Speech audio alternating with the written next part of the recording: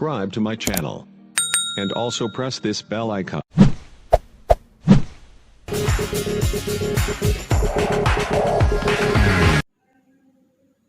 हैदराबाद दक्कन, कुतुब शाही dynasty, उसके बाद आसिफ जाही डायनेस्टी, और यहाँ पर ख़ास तौर पे हम मजहबी चीज़ों के ऊपर हमारा बहुत बड़ा बिलीफ रहा है और उसी से हम कई चीज़ों से छुटकारा पाए हैं। तारीख ये बताती है कुतुब शाही पीरियड में सारी दुनिया में वबा फैली हुई थी और हैदराबाद का बहुत बुरा हाल था, रियासत हैदराबाद का। उस वक्त कुतुब शाही हुकूमत में एक चीज़ उनके पास आई और उसमें ये पता चला कि ये करने से ये वबा ख़त्म होगी, और वो चीज़ का नाम था बोनाल।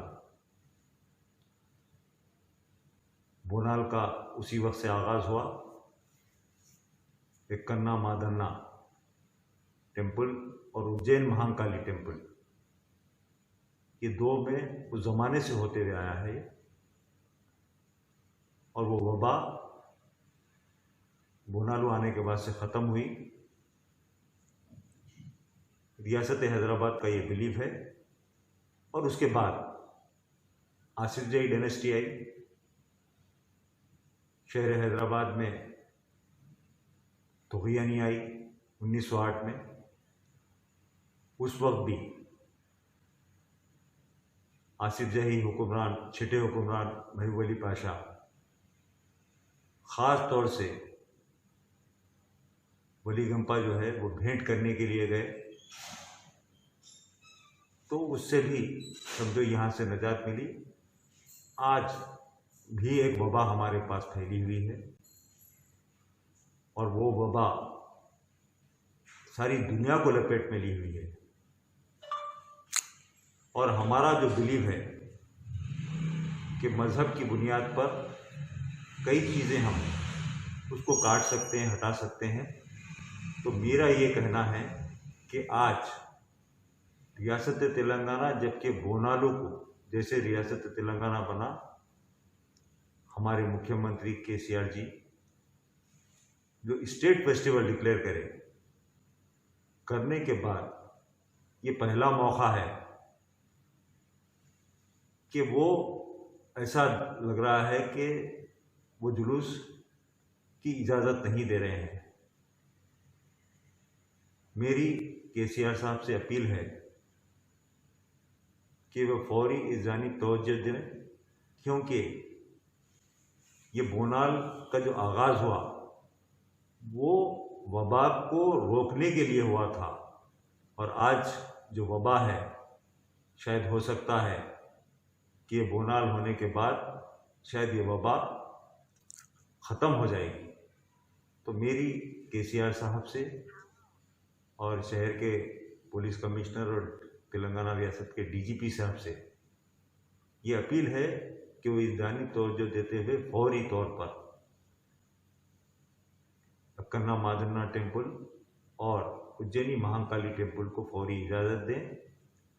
और हालात चूँकि बहुत ही तेज़ी से कोविड के पेशेंट बढ़ते जा रहे हैं हैदराबाद में, तो कोई भी आवाम को उसमें शिरकत की इजाज़त नहीं देते हुए जो ज़िम्मेदारान हैं सिर्फ उनकी हद तक महदूद रखते हुए उसकी इजाज़त दें। और साथ में अभी पूरी जगन्नाथ यात्रा जो कि उड़ीसा की है, वो भी एक तारीख रखती है उसकी भी, तो उसको भी इजाज़त नहीं मिल रही थी इसी वजह से, लेकिन सुप्रीम कोर्ट की उसमें रूलिंग हुई, होने के बाद उसको भी इजाज़त दी गई। और बहुत ही पुरसुकून अंदाज में वहाँ की पुलिस ने बहुत ही अच्छे अंदाज में उसको एक मुनज़्ज़म तरीक़े से वो भी अपने पाए तकमील को पहुँची।